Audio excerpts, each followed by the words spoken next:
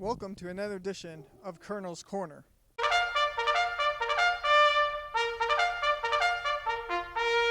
On today's episode, we preview Week 3 football game against Widener and look back at their Week 1 win against Keystone with head coach Jon Drach.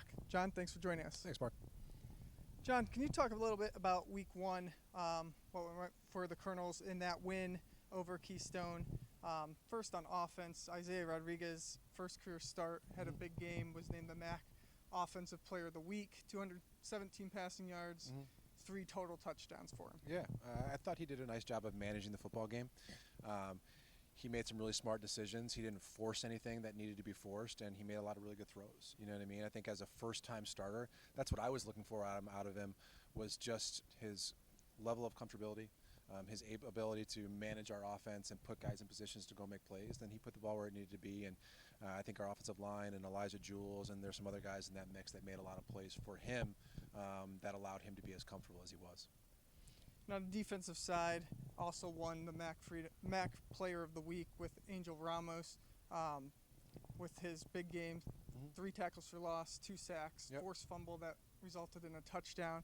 Touch on his play and the defense as a whole. He's been continuing to get better every week since last year. I mean, he's a young man that is listed, I believe, in the program as a sophomore, but he's going essentially into his 3rd year with his COVID year. He is probably the strongest player on our football team and maybe one of the quicker defensive linemen that we have. And he did a great job of denting some gaps and just creating havoc in the backfield. I think that's what he does really well. And his ability to do that frees up one-on-one matchups for the rest of the defensive linemen and Adam Piston and Steele Hess and all those guys. I thought they controlled the front, limiting Keystone's offense to, I believe, only about 55 yards rushing, which was fantastic. It makes them one-dimensional. They had to throw the ball a little bit, but even then, I think we only allowed about 150 yards of total offense. So I thought we were efficient on the defensive side of the ball. I'd like to see us make a couple more red zone stops and stay away from some of the penalties that extended drives for them. But besides that, I was pretty happy with the performance. Now coming off of into Week 3 with the bye week, early in the season, Week 2. Talk about that as a coach's perspective, having that early bye week and set you up for opening MAC play this weekend against Widener. I mean, it's a tough bye week to have, to be 100% honest with you. You see a lot of improvement between weeks 1 and 2 for your team generally. Now, we did play a JV game this past week, so we gave our young guys an opportunity to play against Muhlenberg, which was a lot of fun for them. But at the same time, we were able to get that extra week of work on Widener. You know what I mean? They were working on another opponent. We were working on them. So I think that was a beneficial week for us. We really used this time well, and we should be healthy coming into Week 3 in the MAC opener, and we're excited to get MAC play going. Excited for the home opener as well, inviting the Pride in for this game.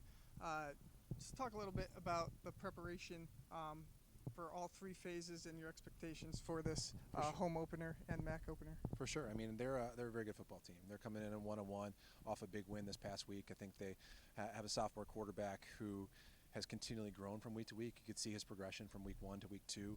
He made some big throws down the stretch to win that football game for them at Hampden-Cindy. They're very physical on their front, on the offensive side. Sean Thompson, I believe, was the Offensive Player of the Week last week for the MAC.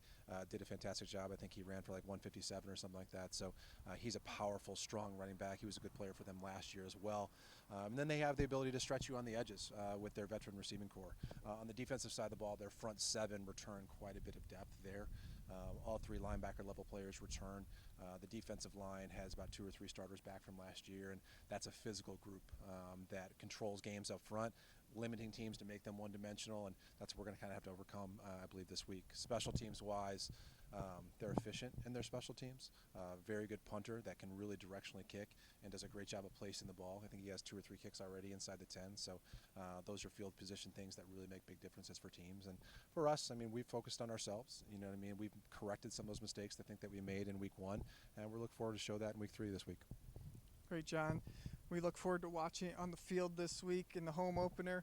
Wilkes University football team takes on Widener University at 12 p.m. Schmidt Stadium. Thanks for joining us, Jon. Thanks so much.